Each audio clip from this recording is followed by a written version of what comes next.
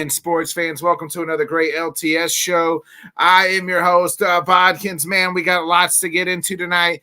Right before earlier this evening, Trevor Lawrence gets the bag from Jacksonville. The Celtics up 3-0. I mean, it's go ahead and it might as well get out the brooms, folks. Then we'll talk about all that. Probably we'll talk a little baseball as well. I do want to be reminisce before I forget off the top of the show. Thoughts and prayers to the legend, the great, the logo that is Jerry West and his family. Jerry West, this guy was an all-time great, not just a player, but a GM. An executive. The history of basketball literally cannot be written without Jerry West in any sort of atmosphere. He is responsible for early Lakers stuff. He's responsible for Shaq coming to LA. He's responsible for drafting Kobe Bryant. He's responsible for the Warriors dynasty, keeping Klay Thompson. He's responsible for all those things. I think he's responsible for the Memphis drafting Pau Gasol. So just all types of, he's responsible for Paul George going to the Clippers. Like literally just responsible for many aspects, whether he was the GM, an executive, a coach, all types of things. Actually the Lakers was anointed the Lakers head coach at one point. Realized Pat Riley was a better coach and said, Pat, you're the guy. But rest in peace, Jerry West. I read a thing today. Somebody sent me, the man rather die than watch the Boston Celtics win a fucking another title. So there's that. He hated Boston. And speaking of Boston, and he probably watched Jerry West play. He watched Jerry West do all the things. Give it up for our own Hall of Famer, Mr. Scott Cope. Why you call foul on me? Why you do this?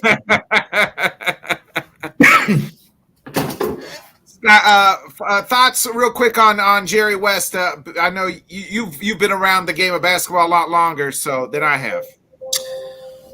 As good of a player as he was, I think he was an even better man for putting teams together.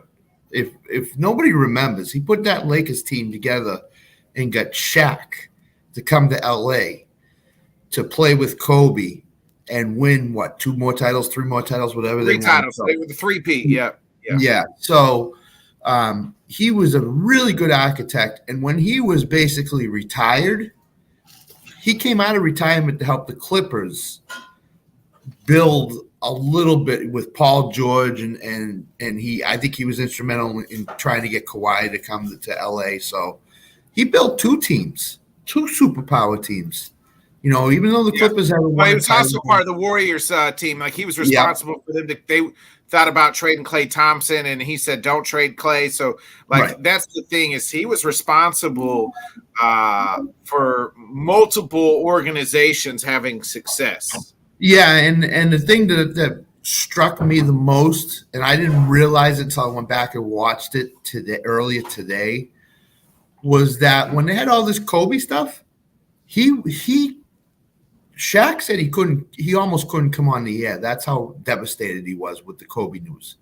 Kobe changed his life forever when he got him in the draft, and his and Kobe relationship was kind of like a father-son relationship. So, and when they were doing that tribute with Shaq and all that in the empty arena, Jerry West was literally in tears. He was crying through the whole thing. So, he's a better man than he is, and you're right. He couldn't bear to watch the Celtics win last night. So he had to, but he had that. The only thing that you could say about him that was bad was he couldn't beat the Celtics when it mattered.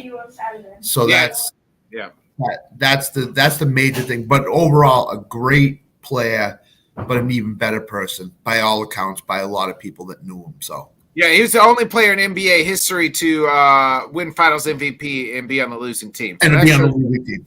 Yep. Yeah, that shows you how good Jerry West is. We'll get to the NBA final stuff, but I want to bring the rest of the guys in real quick. This guy's baseball team's on fire. I asked him, who the hell's this pitcher who's leading the American League and wins? I can't even remember the guy's name, but he's going to tell us right now. Give it up for Mr. Yankee fan, Johnny Cruz.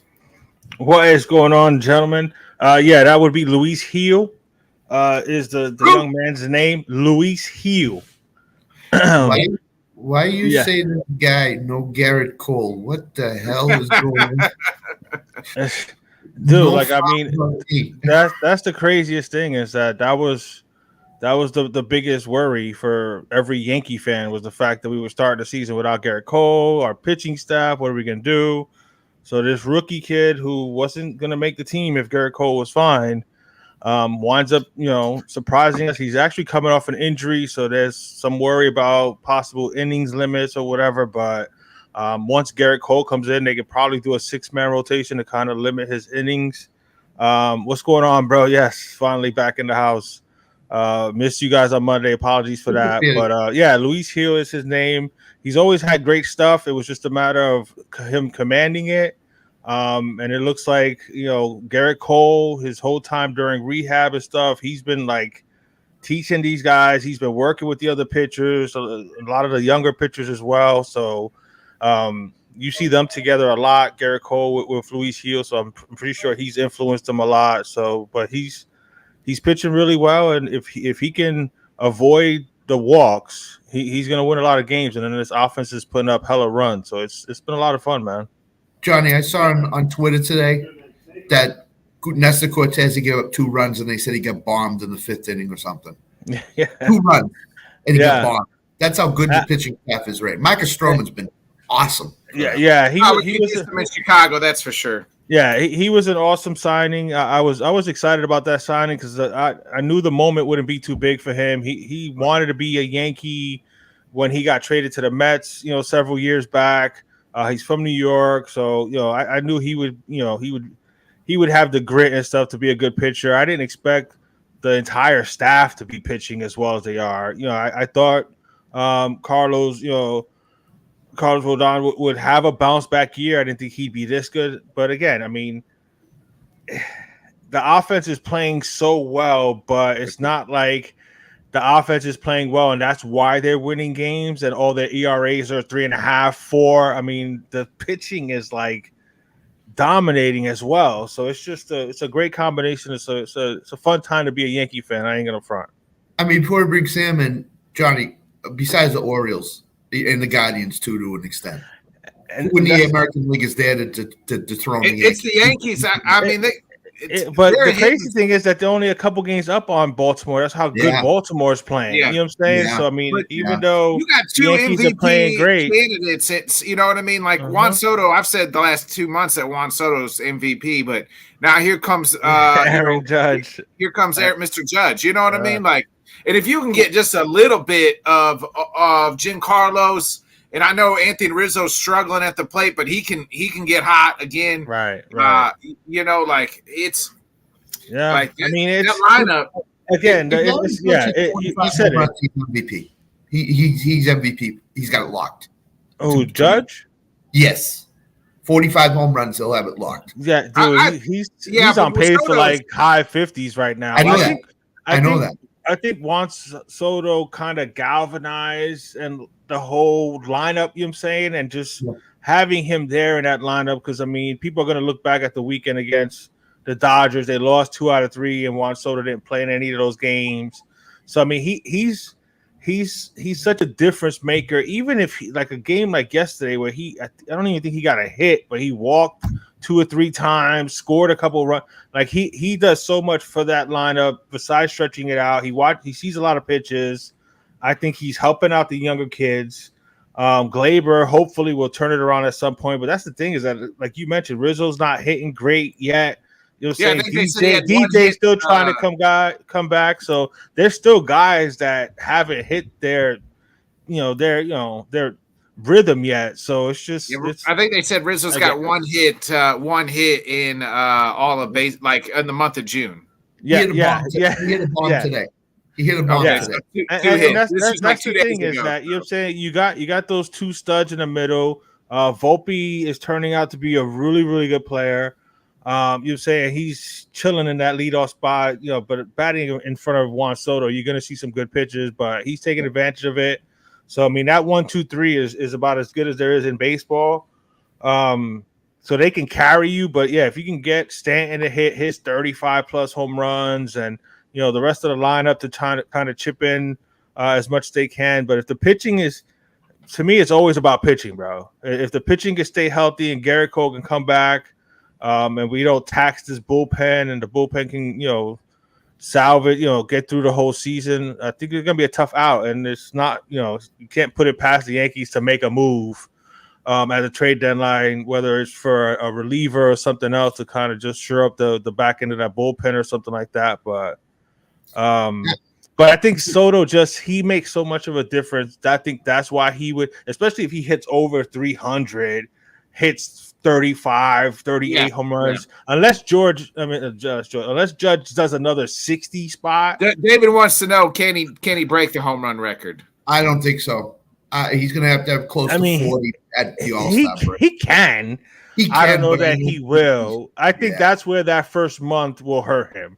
You know what I'm saying? Can he get close to 60 again? Maybe I think they said right now, you know how it is. He's on pace. To do it, you know, or to tie his own record. What do you hit? 62. He is 62. Yeah, I 62. think with Judge, and I think Johnny can attest to this, he goes into these streaks where he hits 6 home runs in like 2 games. And then he goes into another streak where he doesn't hit a home run for 3 or 4 games.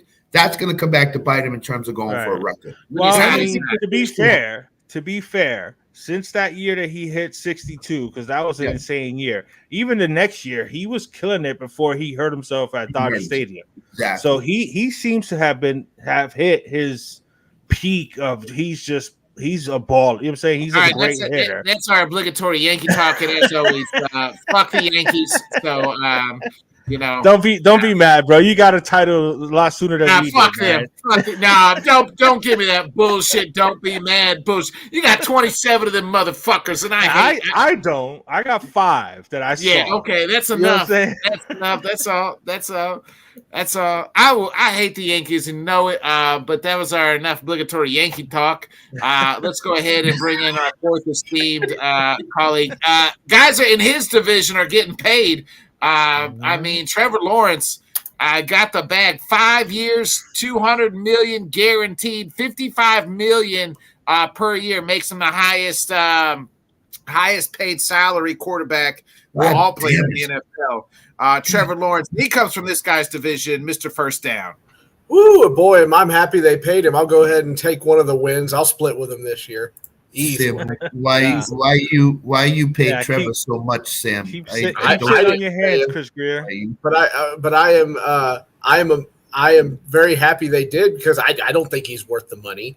No way. No. Well, to be fair with the contract though, it's up to 180 something. But only 143 is fully guaranteed. Yeah, 140, 200 million. It's 200 over 5 years, 100 up to 180 something guaranteed, but 143 fully guaranteed. Well, also that means that there's an out probably after the 3rd year. Right, but we talked about this before. Let's take quarterbacks and wide receivers and screw the rest of them. Screw the rest of you guys. It's an offensive game, bro. It's an offensive game. That's what we've discussed it many times. It's madness. It's Sam, like you surprised? You surprised?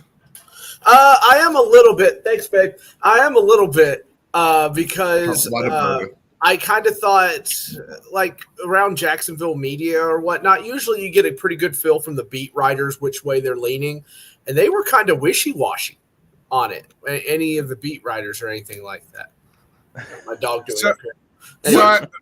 Nick, but here's the question: what has the guy done? Nothing. In One NFL playoff win, and I think that one playoff win was more Chargers choking than Jags winning. Exactly.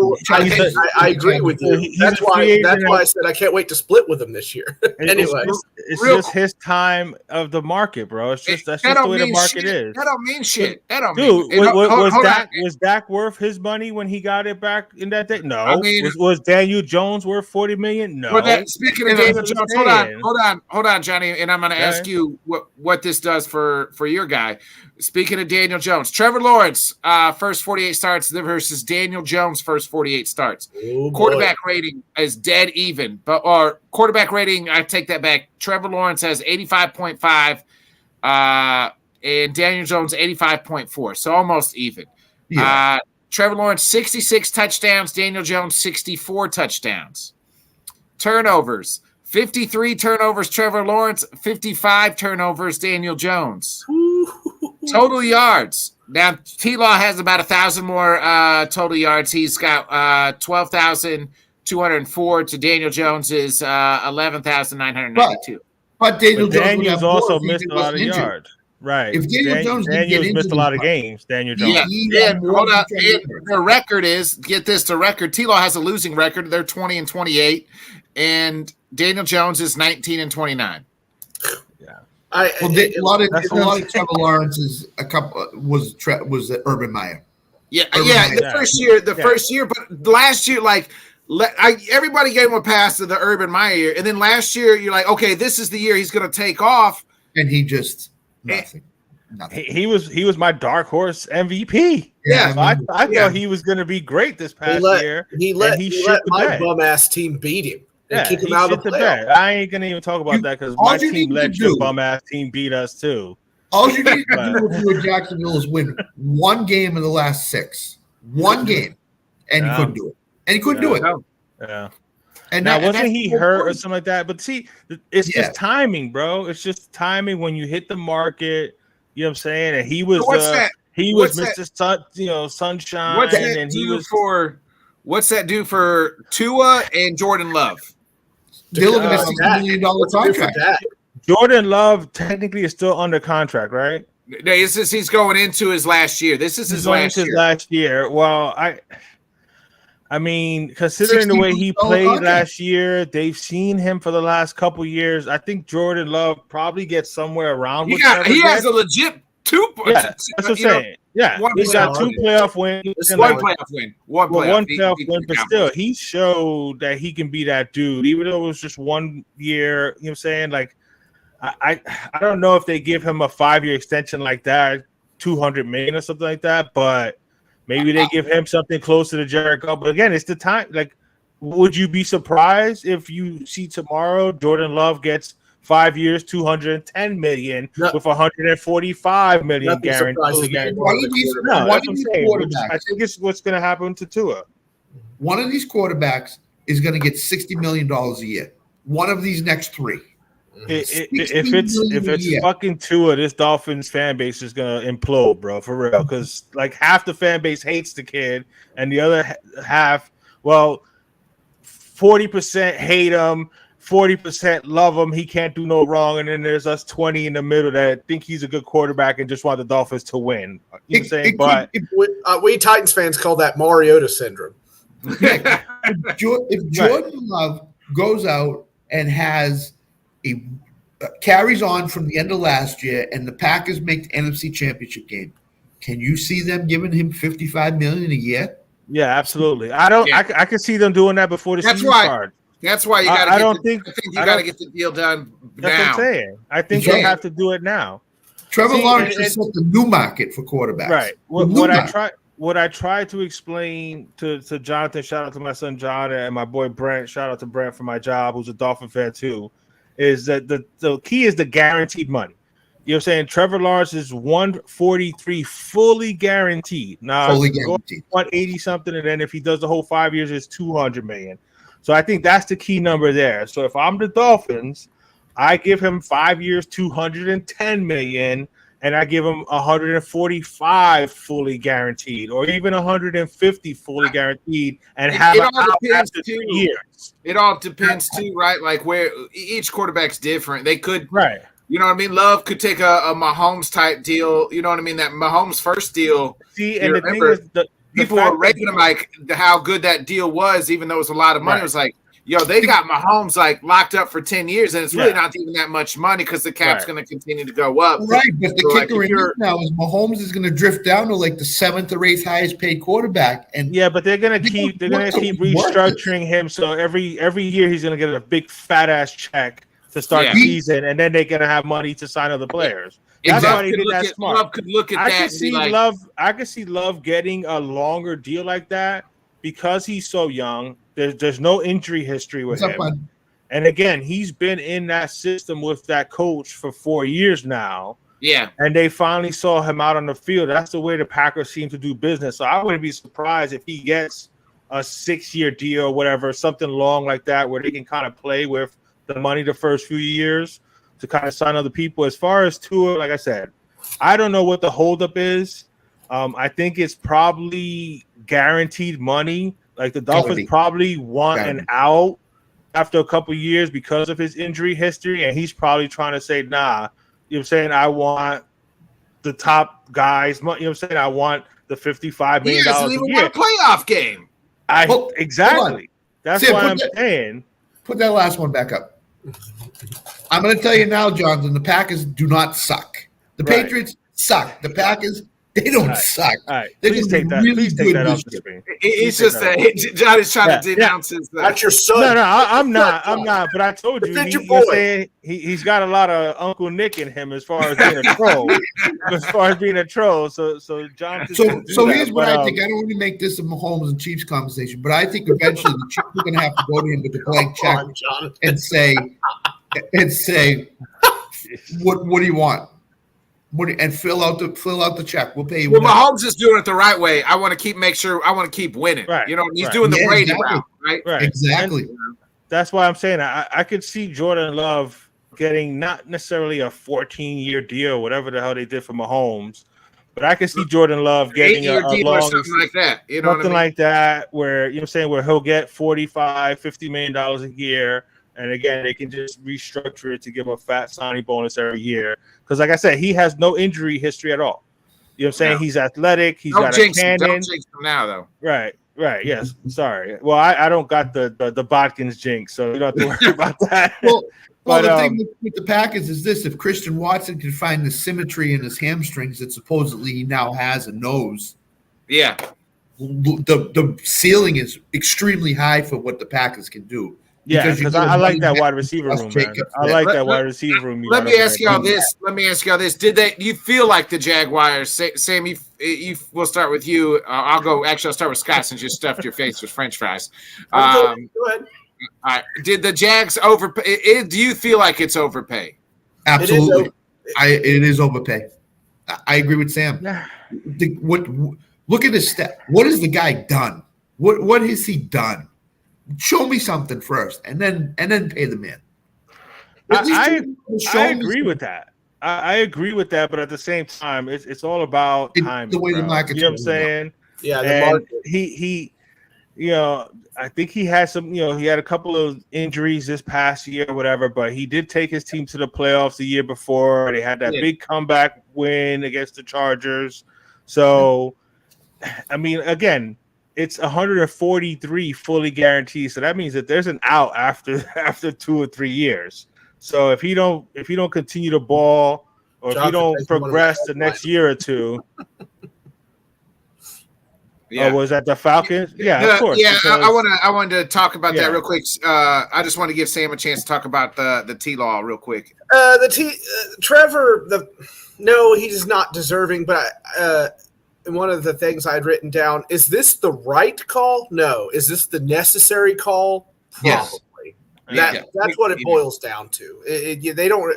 Who else is there? Like, it's who they got. We've been through this. It's been going on for what, 3-4 years, where the market is just stinky, and you got guys like Jacoby Brissett making top dollar be a backup. I mean, that's where we are. Right. And the market's going up, and the revenue's only going up. The cap's only going up. Yeah. As we say with coaches, and I'll say with the quarterback position too, show me who you're going to get that's better than Trevor Lawrence, and then I won't say a word. When you're not going to show me, you got to pay the man because you don't want him holding out. And that Dak, Jordan Love, and Tua are about to cash in hugely now because of what Jacksonville did with Trevor Lawrence. Unless they say Trevor's not our guy, you know what I mean? They realize he's not our guy. We're going to have to re-scrap this thing over. You know what I mean? And again, that's why I think they put in the 143 fully guaranteed because there's probably, like I said, there's probably an out after the third year, which is probably similar to what the Dolphins are trying to do with Tua. He probably just wants more fully guaranteed. You know what I'm saying? So it's like, so then just give him them 150 guaranteed. Do not give this man 180 fully guaranteed. Like that's stupid. To give him 180 fully guaranteed. You know what I'm saying? But I don't know. Denver did it. This is Stephen Ross, so who the hell knows? But I mean, I think they need to just I think they're gonna get it done. You know what I'm saying? I think similar to, you know what I'm saying, fun football, similar to what Scott just said. What are the other options right now? They've built this offense completely around his skill set. The coach believes in him and his building the offense around what Tua does well with all the speed and everything around him. Like, who else are they going to bring in there? Johnny, if the Dolphins have another year where they go out in the first round of the playoffs, are you going to become less and less a Tua guy, or are you gonna stick with them? Because if they, I'm not. Round, I've said it on record. On every show that I've been on, whenever the Tua discussion has been brought up, if I'm the GM, if I'm Chris Greer, I'm making him play on his 5th-year option. Yep.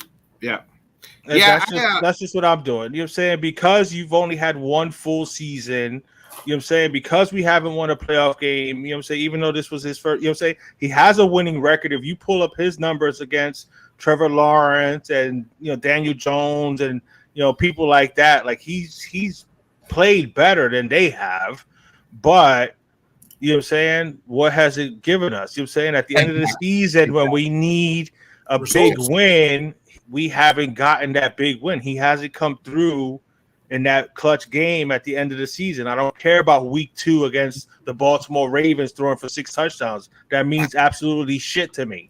You know what I'm saying? That's week 2. Do that shit in week 16, 17, 18. Last year, week 18 at home with Buffalo in your house, and you can't score more than 7 points. Exactly. That's a problem. Exactly. Yep. You know what I'm saying? Monday Night Football against the Tennessee Titans, you can't pick up a first down to clinch that game. You know what I'm saying? So when we needed him to come through, he didn't come through. So I'm glad that he stood healthy all year. I'm glad that he lost some weight so that he could be a little more mobile and stuff like that, because he's always been able to move around. You know what I'm saying? His issue was holding on to the ball too long. You know what I'm saying? If he can move around but still get rid of the ball when there's nothing there and not take the unnecessary hit, I think he can go back to his mobileness of a couple years ago, but still have that timing and stuff that he's had from the pocket. Because there's no denying the fact that the kid can play. He can play. It's just a matter of, can he play well when we need him to play well? Some of that is not on. Some of that's not always on him, though. You know what I mean? Some of that's on coaching and the team. Like the team, you know what I mean? Mike McDaniel has not won a game at all. You know what I mean? Right. That's why his second half adjustments have been horrible the first 2 years of his career. Now, they're the San Diego Chargers or the LA Chargers. They're fraudulent. They're fraudulent. Yeah, I'm sure Nick, you would agree. I can't argue with you. And you wonder where Jonathan gets it from. Uncle Nick. You know what I'm saying? But week 3 against the Raiders, if the Packers score 80 points, that's great and everything, well and good. But when you play in Detroit in week 15 and you can't score more than 10 points and you lose the game and you lose a chance at a playoff spot or a division, that means just as much than a week 2 game. So absolutely. So I like the kid. I think he's got good potential. He's done everything he's needed to do every year. He puts the work in. He's a good, you know what I'm saying? He's got a good head on his shoulders. He represents the organization well. He's exactly what you want in a franchise quarterback. He doesn't get in any trouble. He doesn't do anything like that. So he's a good kid.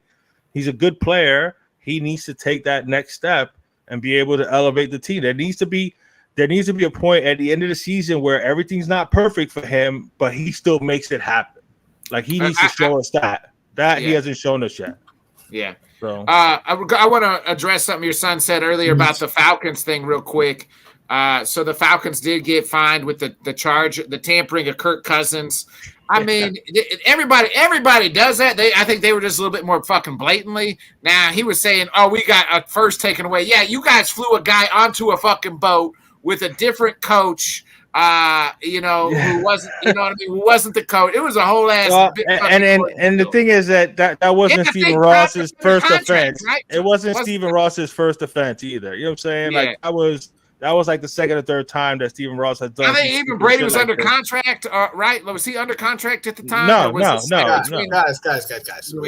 Cousins was being petty. They got Penix, so he decided to dock him a 5th-round draft pick. Yeah, he's like, hey, these motherfuckers are talking to me all season. Yeah, that's right. Play chess, not checkers. Cousins besides the Falcons, do we remember? I don't remember hearing the name. There wasn't. There really was. Maybe the Vikings go back to Minnesota to stay in Minnesota. Right. Okay, so my question is, did Atlanta start talking to him on Sunday instead of Monday, and that's why they get fined? Right. Yeah. Pretty much. Yeah. That's the 2 day. The 2 day before. So the Falcons are stupid. So the Falcons are stupid because it was down to Minnesota or Atlanta. You offered the guy enough money. Minnesota was not going to offer him that much money. Right. Just wait until the Monday. The GM Texas check. I mean, it's what the hell? Says message sent. A 5th-round pick and a $250,000 fine. That's a slap on the wrist, bro. That ain't the GM. And the GM got fined too. The GM got fined too. But the owner will pay that bill. So we'll take that. Ain't shit. But I get the point. Home Depot going up by $3 or $4 because they had to pay. I get what John is saying as far as the Dolphins losing I don't even think they lose a 1st-round pick. They lost a 1st-round pick and a 3rd-round pick. But that was like Stephen Ross, because there was the whole shit with Deshaun Watson. That wasn't Stephen Ross's first time doing some shady stuff and getting caught. So it is what it is, man. We just got to keep it moving. But I didn't think Atlanta was going to get in much trouble. And again, a 5th-round pick ain't shit. So it's not. It's not. They got more issues to worry about with the drama that's going to happen in that locker room as soon as Kirk Cousins doesn't play well. Yeah, I want to get into the NBA Finals real quick before Scott's got to get out of here. When's the first prime time game for the Falcons? That's when the controversy will start. They don't have one. They do. 3 of the first 4 weeks they have one. I'm just kidding, bro. I have no idea. Okay. I have no idea of Atlanta's schedule, bro. Last night the Celtics make it 3-0. Let me ask you guys this real quick, because I've seen mixed reports. Do you guys blame Luka Doncic for the fouls, or you blame Jason Kidd for leaving him on the court with 4 or 5 fouls? Scott, I'm gonna start with you since your team's up 3-0. And to me also, how you spell redemption is JALENBROWN. Jaylen Brown has redeemed himself this year. That contract, when they win the title, is going to be worth it. Number one, he's played phenomenal out of his mind. Number two, I blame Luka 100%. Luka just 3 of his fouls were at least 40 feet away from the basket. At least 40 feet away. Okay, that's number one. Number two, when you have 5 fouls and you see Jaylen Brown driving on you, get out of the guy's way. Stay in the game and play. We moved on already, John. Yeah. So it's Luka's fault 100%. If you heard Brian Windhorst today, Luka has been pleaded and begged by his coaches and his teammates to change and not worry about the officiating and not worry about that other stuff, and he has not changed. He got thrown out of an international game in 2022, 2 years ago, because he argued with the refs, and he went to the FIBA commissioner and started mouthing off to that guy. So Luka has not changed. Until Luka changes, he's the most overrated player in the NBA, in my mind. No, stop. He's not overrated. He's not overrated. He's pretty close. He's more overrated than him. Understandable. You can start with the phony king, but anyway, Luka's not the most overrated player. Now he has done a better job, at least this season and in the beginning of the playoffs, because I think we talked about it. The fact that I think I mentioned it, that he's not worried about arguing with the referees about fouls. He's just playing ball. He did a good job of that. He just has completely last night was frustrating. Yeah. I think frustration's being down 2-0. Because being down 2-0, getting beat down in your own house. I will say, Scott, he's not overrated, but he's only really good at he's offensively. He's one of the best ball players. Defensively, he's a total liability on the court. Yeah, man. And honestly, I got to give your coach credit, bro, because he's out coaching Jason Kidd. You know what I'm saying, completely in this series. Because they are not letting Dallas do what Dallas did to the last couple teams as far as the way they play offense. You know what I'm saying? Like, they have shut them down. Jaylen Brown has proved that he's a top player in this league. You know what I'm saying? Jason Tatum better be buying Jaylen Brown all kinds of gifts, bro, because if it wasn't for him, we'd be talking about where the hell is Jason Tatum. But you know what I'm saying? Luka, that's been his issue. Again, that's a rampant issue in this league as far as guys whining and crying for foul calls all the time. He was doing a little better. He fell back into it because I think it's more frustration or whatever, but hopefully he does outgrow that because that, you know what I'm saying, he's attempting to play defense, but he's just not very good at it. So he's not good. He has no you know foot saying this is probably the best shape he's been in a long time. He probably still needs to lose another 10, 15 pounds, get a little more agile to where he can move a little bit. You know what I'm saying? And he can actually help defend a little better. He doesn't have to play. He's not going to ever be all defensive player. No, but he has to be serviceable. He has to be serviceable. But what the Celtics have done in this series has now unlocked what teams can do against him. Yeah, they can attack him. Go right at him on defense and make him play defense. And if he refuses to play defense, then Dallas is going to be a 47-39 team in the regular season. And who knows what happens in the playoffs. Well, and the thing is that Kyrie's not, you know what I'm saying, he's not playing as well as he did the last couple series either. So he's not getting that help. He played phenomenal. But where was PJ Washington and Daniel? They had 4 and 5 points. The defense, the defense of Boston is saying, go ahead, Luka, Kyrie, y'all can do whatever. Y'all not getting no lobs. These guys aren't going to be hitting wide open threes. They made sure that nobody else was going to contribute to the game. Yeah. So I got to give it to Joe. I got to give it to Mazzulla. I got to give it to him, man. He's coaching. He's coaching his ass off. What they said today, overlooking something now. Go ahead, Scott. Or go ahead, Sam. Let Sam go first. No, the basketball expert. Go ahead. Oh yeah. Bring it in. You're overlooking something. They took the beer away from Luka.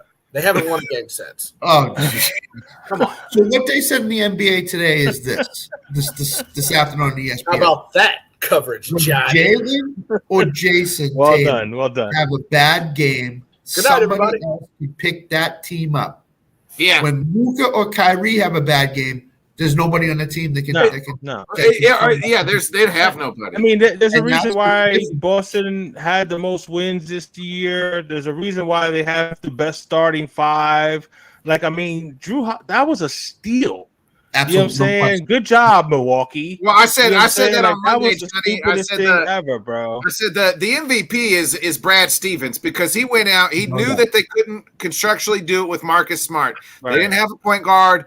Martin Brogdon was always kind of banged up. Okay, I'm gonna go get Kristaps Porzingis. Well, guess what? He helped them win game 1. Okay, then Milwaukee was like, you know what, Drew, we like you, but you see this shiny girl here with big titties who has never really won anything. We're gonna go ahead and we're gonna divorce you, even though you just cook, helped us win a title. You cook, you clean, you do all the good things on our birthday and the holidays and and everything else. But there's this big shiny big titty woman over here named Dame Dollar. We're gonna go holler at it. We're gonna divorce you, even though you do everything great for us. But you see that? That's pretty. She's real pretty. Right. We're gonna to that point, what Brad Stevens said is, "Hey Dame, go to Milwaukee." Was she in an Oilers jersey? The crazy thing about that too is Portland wants no part of Drew Holiday. That's what I'm saying. Like, they could have kept Drew Holiday on the team, and they could have had him play the 2. I'm with you, Juan. I could hear. They couldn't do it contractually. They couldn't do it money wise. Then you don't do it, bro. You know what I'm saying? Like, Drew Holiday was that missing piece for you to win your championship, and then you trade him for a guy that don't play no D. And if he's not shooting well, then what? And didn't even want to. Milwaukee said. Wanted to go to Miami. All the talk in the offseason was what? Lillard to Miami. So Milwaukee said, "Oh no, he ain't going to Miami. We're gonna get him." even if we got to trade Drew Holiday to Portland. But little did Milwaukee think of at the time is what happened if the Celtics turn around and trade for him? Oh my God! They didn't. Brad Stevens, as soon as that trade happened and was finalized, he called Portland right away and said, "I'll give you whatever you want, except for Tatum and Brown. I'll give you whatever you want." Here's broken Robert Williams. Take him. And Brogdon, out to Brogdon. We'll give you because Portland didn't want Drew Holiday. No, because they already had the rookie. They drafted the young kids. Didn't want to pay him. I'm glad that Giannis got his title because you know what I'm saying, he seems like a good dude or whatever, and he's a great player. I'm glad he got his title, but like Milwaukee is just stupid move after stupid move. It's just like they completely destroyed their team, bro. Yeah. Question for the is if Milwaukee more experienced NBA fans here, is this it for the Mavs? Is Luka going to be back? Yeah, that was my next question. Before you get out of here, I know you got to get back to work. Real quick, by the time we talk on Monday, is it over? Yeah. Who's your MVP? Jaylen Brown. Jaylen Brown. Without question, there's only three candidates right now: Brown, Holiday, Tatum, and Tatum is a 5-3 right now. So Jaylen Brown has hit big shots, played great defense, is averaging the most points on the Celtics in this game by at least 3 or 4 points. You know, he's within reach from Tatum. Jaylen Brown has just been phenomenal the whole time. Like I said, he spelled redemption BROWN because he's redeemed himself from last year. And here's the thing. The Celtics are not done. They're going to be around for a while. I'm a Celtics fan.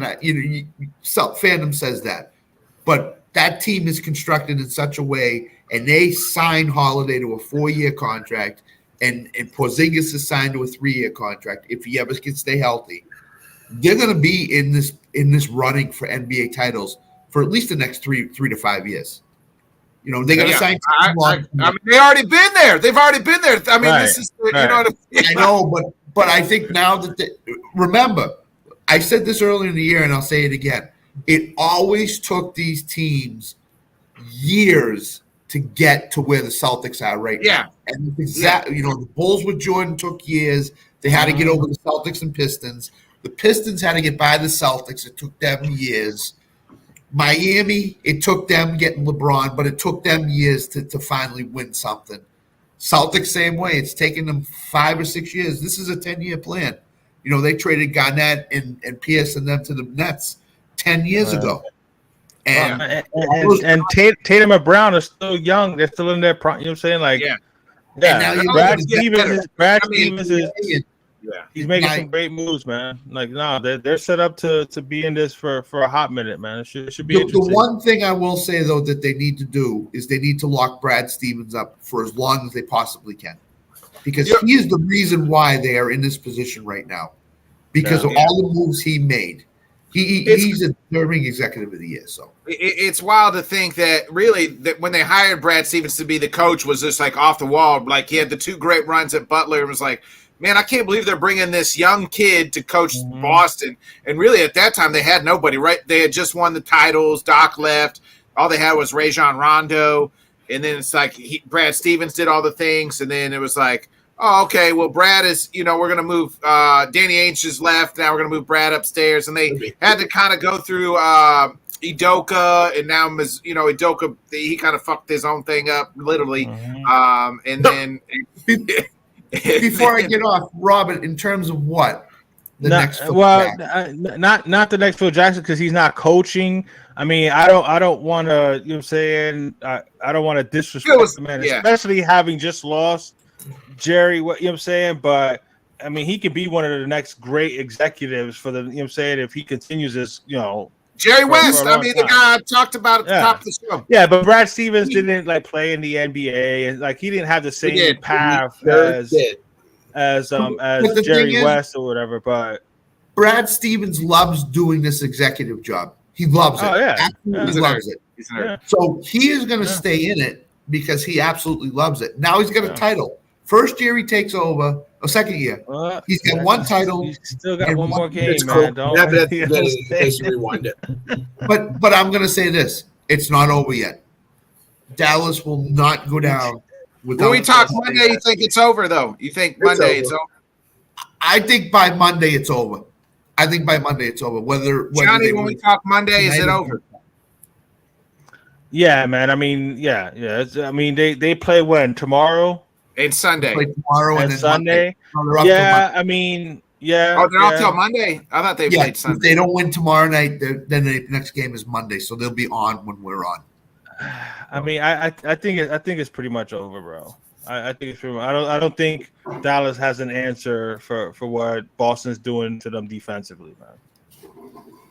Robert wants to know Dallas loses by how many game 4? Shit, man, probably. I mean, it can either go right down to the wire where Dallas puts up a good fight and Boston just they put up a good fight last night, and at one time they were down 21. Right. I feel like their spirit is broken. I was about to say, yeah. It depends what Dallas team shows up tomorrow. Like if they Luka shows up tomorrow night, does the Luka show up that says? I don't think it even matters, bro. About Luka, like I said, Luka can come out and score 40, and they can still lose by 15. Yeah. I think the pressure of Game 4. I think Dallas might get tomorrow night. I just think I wouldn't be surprised. Oh my God, here we are. You know, a gentleman's sweep. I wouldn't be surprised if Boston wins it in 5. But at the same time, I can see Dallas imploding and just getting blown out tomorrow. Same. Yep. Hey Scott, we'll catch you later. We'll let you get back to work, brother. All right, man. Have a good one, man. Take care. All right, bro. Sam, we'll go ahead. John, Sam's going to do news stories with Sam in case we missed it. Story time with Sam. Well, you took 2 of them off the plate with the Mavericks and the.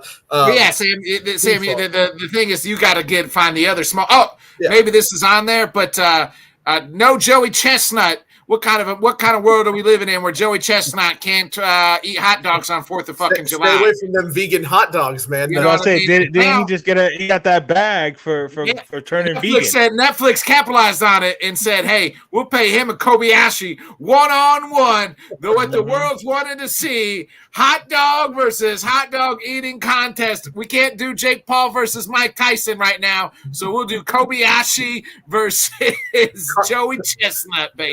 Carlos is just in the audience like by himself. Yeah.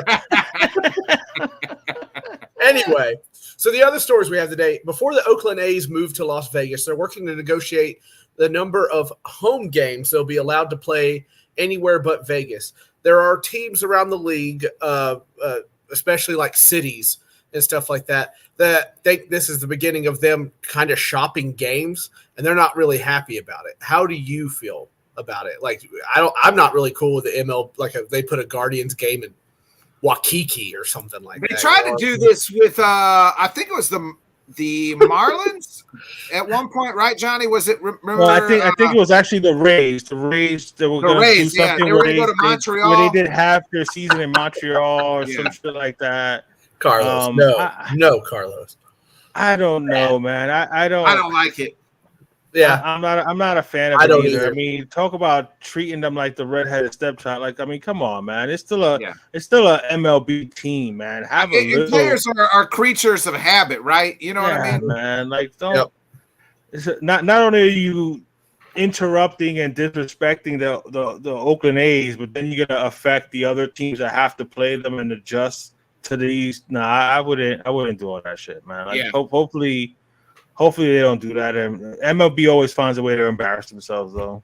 Yeah, fall all over themselves to do it. The next story: the Big 12 isn't the only football bowl subdivision conference considering selling its naming rights to a sponsor. At least 3 of the group of 5 conferences have held discussions on the topic as well, including Conference USA, the American and Mountain West Conference. Multiple people involved in the discussions have told The Athletic that there's probably these are conversations happening in the SEC. So you mean it's like the Chick-fil-A SEC Bowl, whatever. Oh yeah. Like the Chick-fil-A SEC. That's what it's called. Oh my God. Yeah. It's people are not very happy. Do I think it sounds stupid? Yes. Do I think it's going to happen? Yes, because money. Money. It's all about money. And if sponsors are willing to fucking pay to be called the Chick-fil-A SEC, then they're gonna fucking play the SEC. You know what I mean? The Chick-fil-A SEC, where you don't have to worry about us being open on Sunday. Yeah, right. We only play our games on Saturday, baby. Right. By the way, the how this is going over is a bunch of no's. Hell no, no, no, no. We don't want it, but.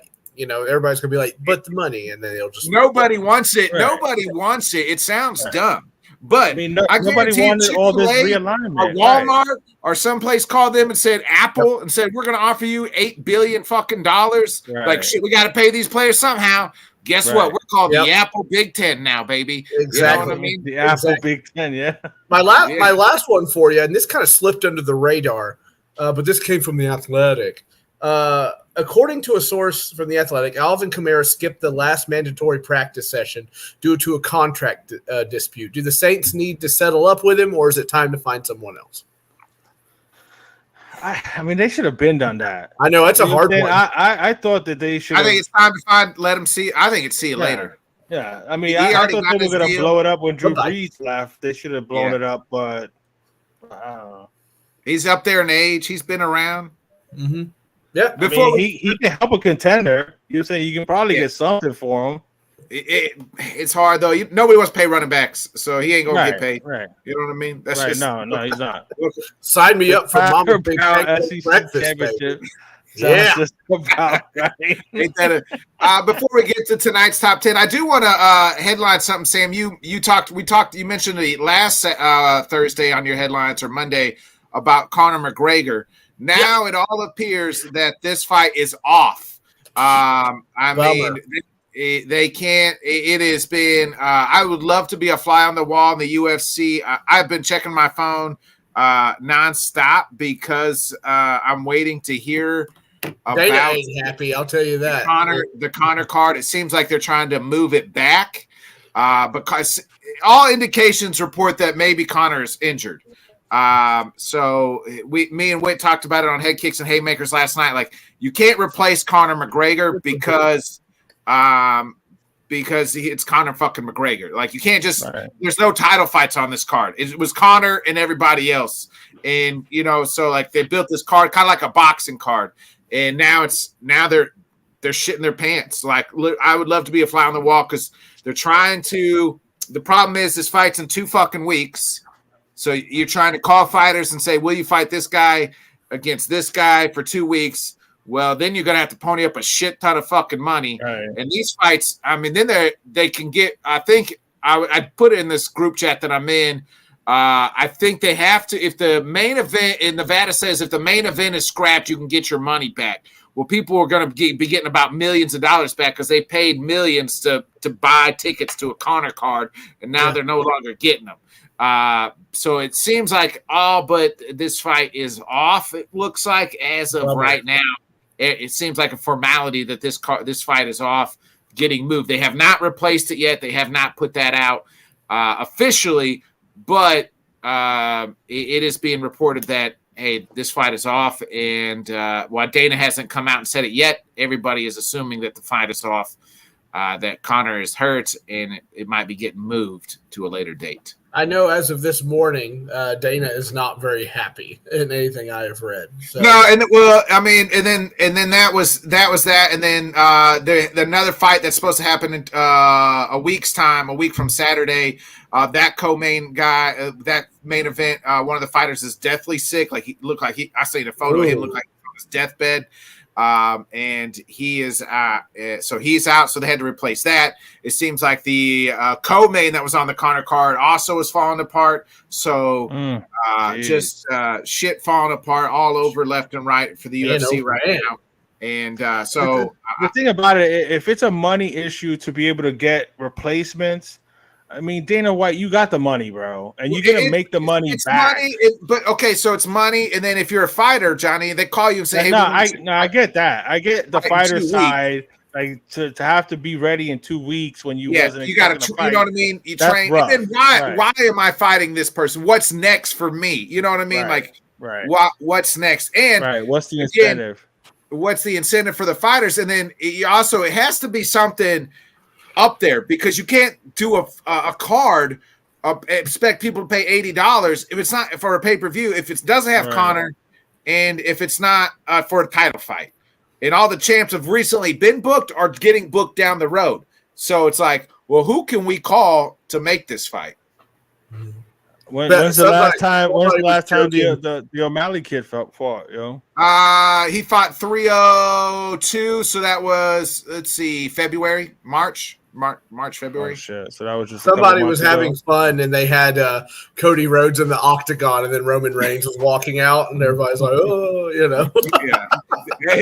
That might be it. They might. I mean, they did the Apex. So yeah, the driving returns. have they ever had to like postpone one? They've never. I mean, besides COVID effect. They've never really canceled a card outside of COVID. Like canceled a whole UFC pay per view. Nah, that ain't happening. No, they can't. The show must go on. Yeah, because you got everything. You got to look. You got everything numbered. Next month, they already got the title fight posters made. All the thing for the fight in London, and that's UFC 304. They probably just, you know what I'm saying, they probably just won't get as many pay-per-views as they normally would. This will be one of their lowest ones, probably. It is, but the problem is this is supposed to be one of their bigger. They call it International Fight Week. They have moved an entire pay-per-view on that, but this is supposed to be like their big month, like June. Like this is International Fight Week, so it's always supposed to be the stat card or highlighted by the creme de la creme. Right. So I mean, so then it's on Dana then for putting his hopes on Conor McGregor. Exactly. Yeah, it is on them because they hitched their wagon to a guy who at first is coming off a major fucking injury, who broke his leg 2 years ago. During this time, almost exactly 2 years ago, because him and Dustin Poirier headlined International Fight Week 2 years ago. Coming off an injury, not just coming off injury, it's Conor fucking McGregor. So he's already he's never pulled out of a fight. Like he's been scheduled so I don't want to say that, but he's also been roided up, coked out, and everything else in the last 2 years too. So then people are like, well, how did he get hurt? Well, because your body can't go from doing steroids and cocaine and partying all night to just the next day wake up and say, all right, I'm training for a fucking 5-round fight for Michael fucking Chandler. It doesn't fucking work that way, especially at Connor's age. You know what I mean? Right. Yeah, he ain't 20-something no more, man. I've always been cocaine curious, and that just makes it more interesting. You good, Stan. You good, Stan. Don't worry. He already gets the bank. He already gets the bank, Rob. He already gets the bank. I'll tell you this. I've always been cocaine curious because I'm not going to do it. By the way, guys, I'm not going to. But I'm always curious about it because I saw one guy describe it, and he says you can sit still and go 90 miles per hour, and I'm like, that sounds awesome. This sounds like a great time. And then I look at the Rolling Stones, and I'm like, oh, okay. Never mind. I mean, the Rolling Stones is a lot more than coke, bro. Yeah. They've done it. They've done it all, bro. Yeah. Cocaine's a hell of a drug. Of course, I remember stomping on Eddie's couch. I'm stomping on Eddie's couch. Cocaine's a hell of a drug. Obviously, God dang. Let's get into tonight's top 10 special Father's Day edition here. Since Father's Day is on Sunday, we're all three obviously dads in the business. So tonight's top 10 is best TV dads. Now it could be sitcom, whatever you want. Sam, we'll start with you. Number 10. Number 10 for me is Danny Tanner from Full House. Bob Saget, the great one. He never really yelled. He stayed even keeled the entire time. Always gave his kids great advice or whatnot. It's the dad you really want, or the dad that ruined it for all the other dads, right? Never yelled. It was just, honey. I never liked it. You know why? Maybe because my dad was, maybe my dad was completely opposite. And I was like, that guy's fake. Right. Yeah. Oh, he's totally fake. Yeah. I was about to say, you can't always, not everything is always, sunshine and rainbows and, you know what I'm saying, unicorn and stuff. I took it more as like he was very even keeled, like he was not gonna like abrupt on you, erupt and all that stuff. If one of them girls said my dad molested me and it's him, I'd have been like, yeah, I see that. Little did we know that Bob Saget's a dirty old man in person. Yes, he is. I mean, he was sleeping with Peter Gibbler. That's when I actually liked him, was when I found out that he was the total opposite of his character on that show. Now he was Robert. That's a great show. I loved that show. That was a great show. He was too much of a goody for me, man. Who's your number 10, Johnny? My number 10 I have here, and I was struggling with this, especially when I asked, is it just sitcom dads or is it going to be any TV show? Do you have some? So you're saying my number 10, and it probably could be higher for other people, but I'm putting Walter White at number 10. You know what I'm saying? Hey, Walter was willing to do it. Hey, he was willing to cook meth. You know what I'm saying? To take care of his family. Hey, Johnny, I got on my list. I got Walter White on my list. Are you kidding me? Like I said, he probably should be higher on this list. That's what I'm saying. He probably should be higher on this list, but he was a late addition, and I wound up scratching. Homer Simpson off of my list. So I got Homer on my list. Yeah. Guys. Jeez. Yeah. Hey, Walter White. Hey, give me Walter White as my dad over Danny Tanner any day of the week. Yeah, you're out of your mind. You're all out of your mind. He had cancer, and he found a way to make money for his family and take care of his family. And his son was disabled. And his son was disabled. And I love how you guys just brush over all the other things. Hey, no, you know what? Hey. Walter White's problem was his family didn't appreciate him enough that he was out there with cancer cooking fucking meth. Okay, making all that kind of money. Got my man working at the car wash. We are not done on this subject. We are not done. They didn't appreciate him enough. All right, Johnny Walter White is on my list. I got him a little higher. My number 10 is going to surprise you guys too. How about Vincent Kennedy McMahon? I mean, he let all his kids on the TV show. Johnny get instantly uncomfortable. We're like, hey. Well done.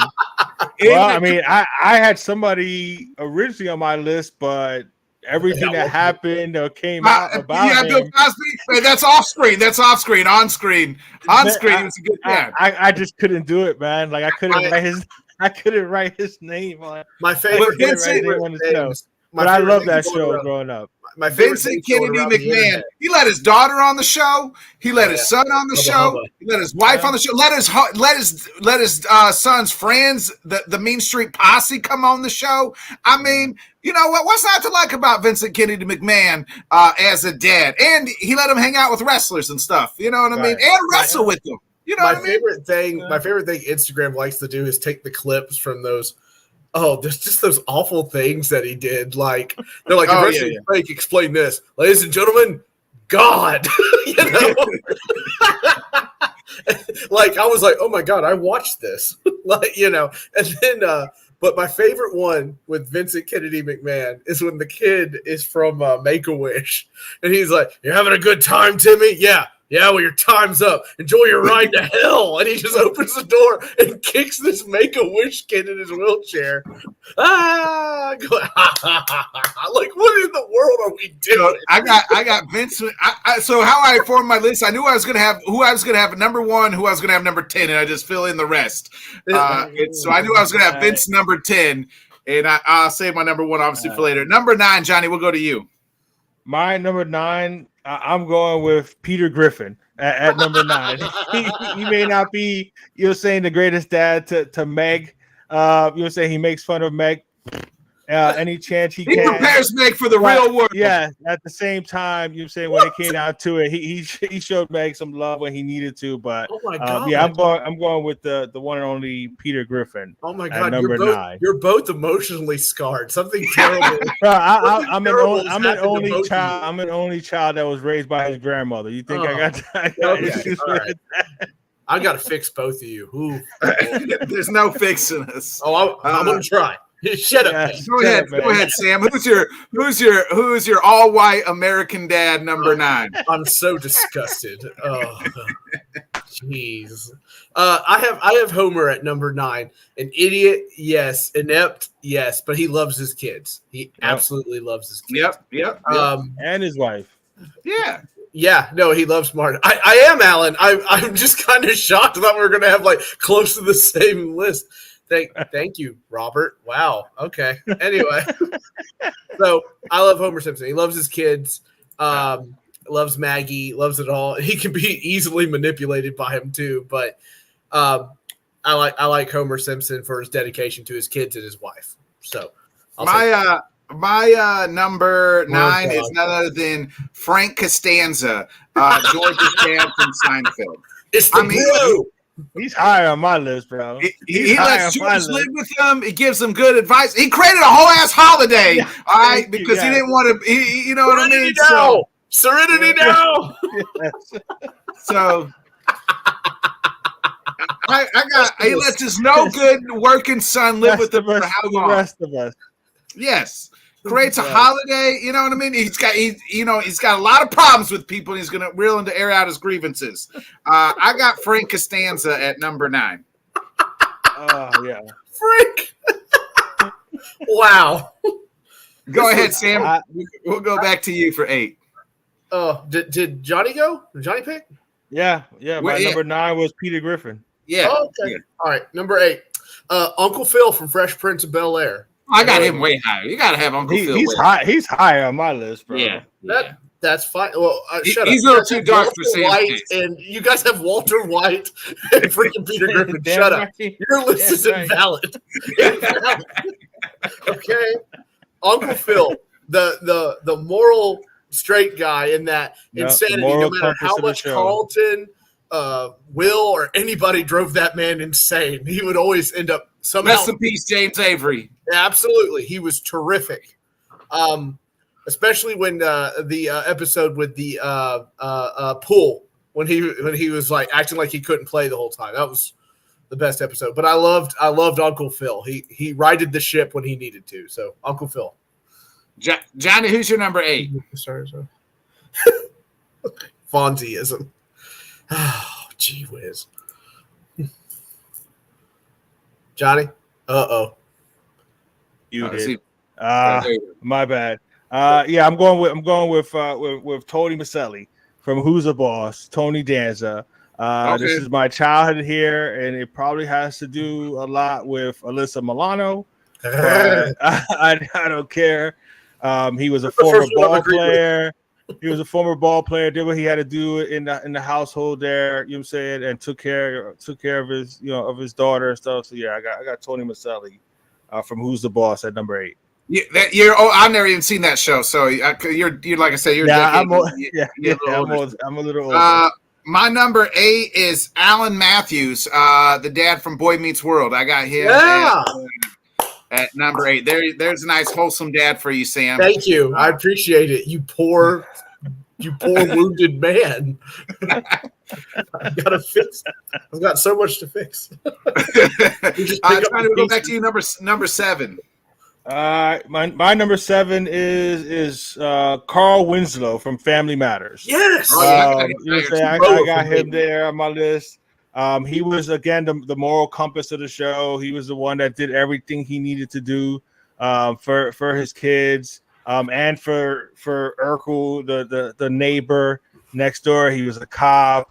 He did what he had to do. So yeah, I got Carl Winslow, Reginald Val Johnson. He was also, of course, in Die Hard too. So yeah. He was arguably the best part of Die Hard for me, anyway. I thought he was terrific. Yeah. He was. I don't know about the best part, but he was. He was right. Alan Rickman steals the show. You're right, ladies and gentlemen. Yes. And Alexander wept, for there were no more worlds to conquer. He will not be joining us for the rest. of his life. Mr. Yamagomi will not be joining us for the rest of his life. Sam, who's your number 7? Let's see, 9, 8, 7. 7. I have Ron Swanson from Parks and Rec. That's a good one. There you go. That guy. I almost put him on my list. Oh, he is just so awesome. Like he might be deadpan all the time, but he's teaching his kids how to like make things and be useful. Now he's very straight-laced and all of that, but like I remember when he's rocking his kid to sleep while buffing a floor. I love this guy. He's terrific. Ron Swanson, Parks and Rec. My number 7 is the aforementioned Walter White. Nice. For all the reasons Johnny said. We already explained why Walter White's a good dad. All right. You want a nice wholesome one? I'll give you my number 6. Go ahead, Sam, Johnny. You ready for a nice wholesome one? Poisoned a kid. How about? What is fucking wrong with all of you? Hey, that wasn't his kid. I would poison a kid for my kids. Hey, you know what? He was looking out for Jesse. Yeah, he was looking out for his boy. His son. It was like his son. Right. Yeah. It was like his son. Thank you. Johnny, what's your pick? God help me. My wholesome dad for you here is Al Bundy. It's number 6. Oh, I got Al. Yeah, Al is way up my list. I love Married with Children. I love his story about scoring the 4 touchdowns in that one game in high school. He was a lot of fun for me. I'm a big Al Bundy and Married with Children fan. So yeah, I'm going with Al Bundy at number 6. Yeah. Sam, who's your number 6? I don't even care anymore. No. Give me He's trying to come up. Really messed me up, bro. It's okay, man. It's who you I know, like. It's your favorite. I know. I was like, really, I poured my heart and soul, and then like, so did we. So did we. The meth dealer. We just grew up. We just grew up differently than you, what Sam. If you it's all William good. H. Macy from like that awful show, Shameless. Oh yeah, I'm gonna smack you. I will drive down there. No, I'm not a Frank guy. Frank abandoned his kids.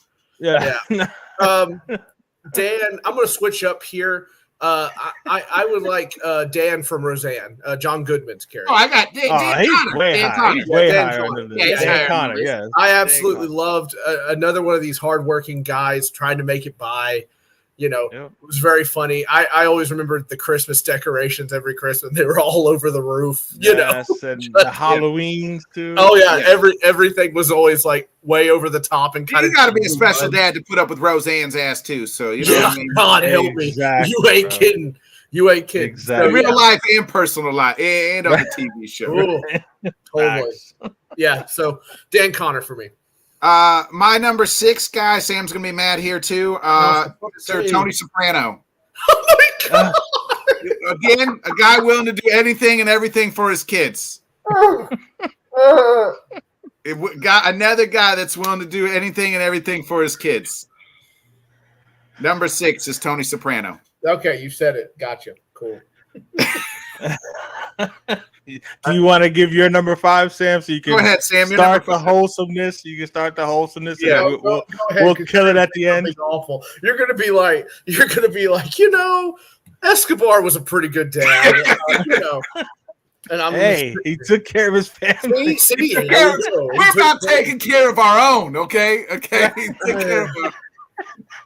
We don't need life lessons from our dads because we're learning them out on the street. About how it affects other people. Obviously. Gee whiz. What's your pick, Johnny? I'll go. All right. My number 5 is Uncle Phil.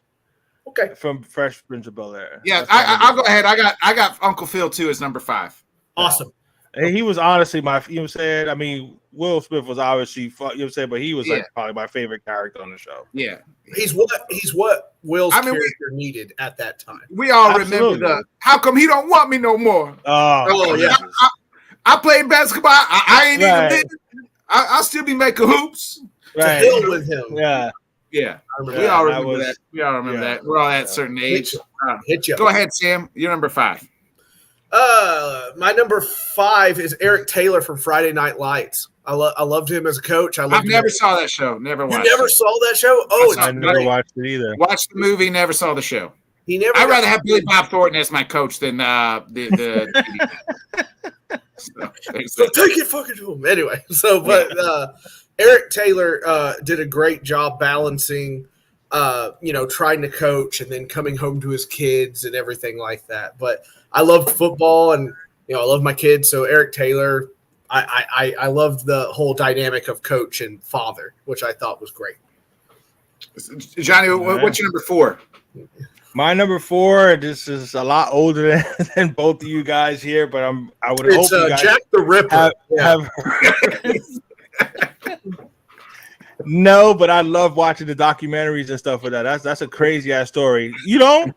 No, it's fine. It's fine. I was about to say you're not interested in that. I mean, that's a crazy story. Ted Bundy it is. It's an absolute crazy story. Yeah. And the fact that somebody figured out who it was is even crazier. So Ted Bundy, Jeffrey Dahmer is my Jeffrey Dahmer. You know, he was great. That's actually a sad. Always made food for his kids. That's actually a tragic story. My number 4 is Fred Sanford from Sanford and Son. Oh yeah, Red Fox was just one of the greatest comedians.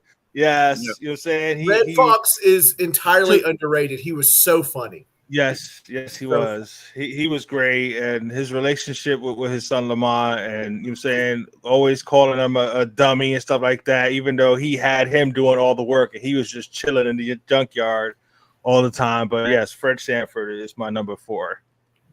Sam, who's your number 4? Number 4 is Bob Belcher from Bob's Burgers. He's always, I don't know how to explain it. Like everybody in that house is like absolutely cuckoo. And he's the only one that like tries to keep it together. I actually have a T-shirt with his face on it that says, "I love you all, but you're all horrible people," which is exactly how I feel in this moment talking. So I love me some Bob. He's a simple man. He just wants to make his food, run his restaurant. And his family just makes it so hard for him, but he loves them anyway. So good for Bob. My number 4 is Homer Simpson. Yeah, dope. For all the reasons you guys we already talked about. Because it takes true love to love Bart. Let's just be honest. Even though he tries to strangle him whenever he can, but you know what I'm saying, yes. That's there's times I want to strangle my own kids, and they do half the shit Bart does, so I get it. You know what I think about every single time when I think of Homer and Bart is when Bart's like listening to everybody's head, and he zooms in on Homer at the trial, and he goes, "You know what I'm thinking, boy? Meow meow meow meow meow meow meow meow meow meow meow meow." I don't know why that was so funny to me. Oh, I love him. Johnny, who's your number 3? All right, my number 3 is I'm with Frank Costanza is my number 3 dad. Oh yeah, from TV shows. Yes. Again, Festivus for the rest of us. What was the poll of to get the stuff off your chest? What was airing of grievances? Yes, airing of the grievances. Yes, but he had some of the best lines on that show. He does. Seinfeld, and the way he treated George was just great. He loved him, but he, you know what I'm saying, it was tough love, and he had to because his son was, oh my God, his son was Jerry Stiller. Jerry Stiller did such a great job. Oh, he was awesome. And then he did it awesome. To Queens again. Yeah. Yes. You could have put him on the list. For that one too. Yeah. Yeah. But the episode with the man, bro. The brazier. What are you doing? I'm wearing the bro. The brazier. The brazier. The manzier. The manzier. The manzier. The manzier. It's the man. The wife knows. I hear her shouting now. I hear her shouting. And she said, she got me on point over here. God help me. Sam, your number 3? Number 3, this is where I have Carl Winslow. I really loved him. I think he's terrific. I love that he's a cop. He handled serious matters when he need to. No, I don't need they're messed up. I'm the one that got it right, damn it. These poor men. Anyway. So Carl Winslow, for a lot of the same reasons you said, but I just remember growing up and watching him on TGIF and stuff like that. I like him a whole lot. So Carl Winslow is my number 3. Go ahead. Nice. Yeah, my number 3 is Dan Connor from Roseanne, like we talked about already. So no need with that. Yeah, no need to go there. Johnny, your number 2. My number 2 is the one and only Red Foreman from That 70s Show. I'm gonna break my foot off in your ass. Yes. Talk about some great one-liners. A very popular show. I mean, everybody watched That 70s Show. It was terrific. he was great, man. I love. I mean, he's been great in pretty much everything he's done, but RoboCop. he was perfect for that role. So yeah, he's my number 2 dad on the list. I like it. Sam, your number 2. Jonathan Kent from Smallville. He had to deal with Superman being his son, and he managed to not only hide that his son had superpowers, but was very compassionate and understanding, trying to keep him safe from prying eyes and stuff like that. It's very underrated. And yeah, like it's teeny bopper and a bunch of crap. But when you go and actually watch his dad, his like earthly dad, teach him morals and stuff like that, he does a good job. So Jonathan Kent, in probably every alliteration, is a pretty good guy. So Superman had to get his. Never saw Smallville, but I get what you're. Yeah, I get it. Yeah. I never saw it either. Number 2 for me is Carl Winslow from Family Matters. We already mentioned Carl several times, so he's all on our list. Yep. Johnny, your number 1 TV dad. All right, my number 1 TV dad is Dan Connor. I was a big time Roseanne fan, and John Goodman, that was the perfect role. Like we mentioned, the Thanksgivings and the Christmases and the Halloweens were always the great shows, and he did whatever he had to do to take care of his family. So I got a lot of love and respect. I still love John Goodman to this day, but Dan Connor is my number 1 all-time TV dad. John Goodman, one of the best actors of all time. I don't care. Yeah. From Missouri, baby. From Missouri. Absolutely. Next to anybody. Yeah. Yep. Yeah. Good actor. Sam, your number 1 TV wholesome dad, because we know he's going to be a wholesome. I chose Walter White. No, I'm just kidding. Anyway. I almost went with a Lannister. Oh, yeah. Nonsense. You shall marry Cersei. Anyway, so, sorry. That was a pretty good impression, I thought. It was actually really good. It was good. Yeah. Tim Allen from Home Improvement. Tim the Toolman Taylor. I had him. He just missed my list. Yeah. He could never really fix anything, and he'd be trying. Like he'd get advice from. What was his name? Was it Walter? Yes. No. Yeah. You never saw his face. Wilson.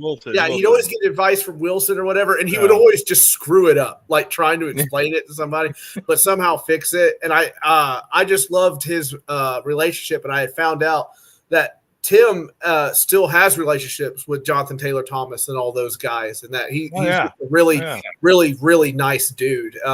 And the oldest brother's on meth, though. The oldest son's on meth. That's unfortunate. I watched Zachary Ty Bryan. Yeah, he just got arrested not so long. Did you see that online? I saw that he got arrested and was just like pretty much meth. That stinks. He was actually good in the other show that he came out with not so long ago, The Last Man Standing, where he had daughters instead of sons. Yeah, I watched that show. He was really good in that show too. But I always loved Tim the Toolman Taylor just from they did a good job on that show, being a husband, being a dad, and trying to juggle it all and whatnot. I feel you there, Tim.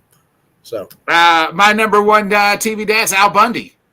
Yes, nice. He was great, bro. He was great. Al Bundy, the man was a shoe salesman. Yes, still put food on his fucking table. What a job! His nagging ass wife Peggy all the time. You know what I mean?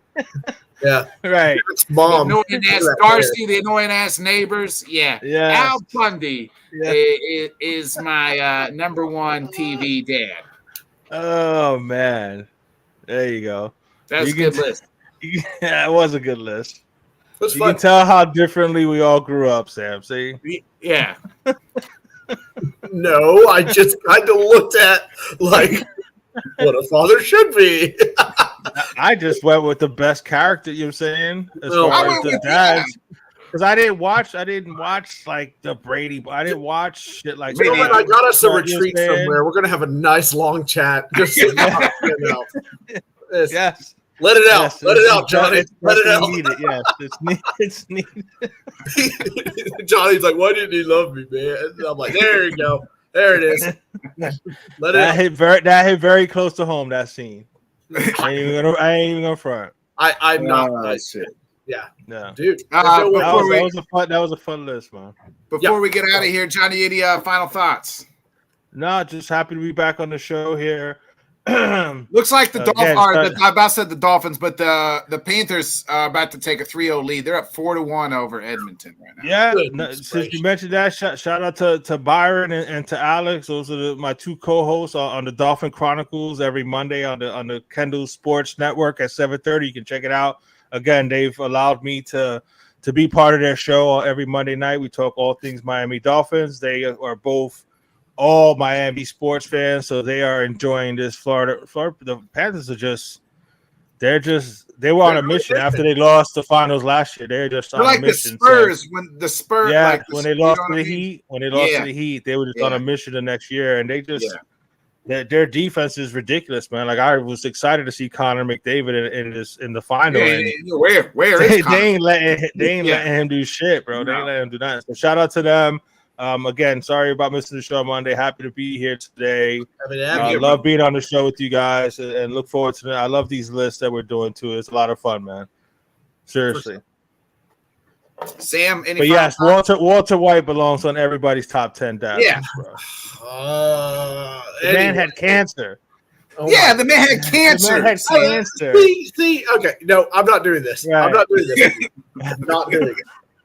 You know you're wrong. You did wrong. You should sit there and be wrong. We're not wrong. Sam, you're telling me if you had cancer and you thought you didn't have little time to live, you wouldn't go learn how to cook meth if you knew how especially for the baby, especially for the kids, to make sure that they were okay. My wife is a chemist, so we got to talk after the show. We got to talk. Yeah. Oh my God. We know there's a huge market in Tennessee for it too. So yeah, just go one county over. You're fine. Anyway.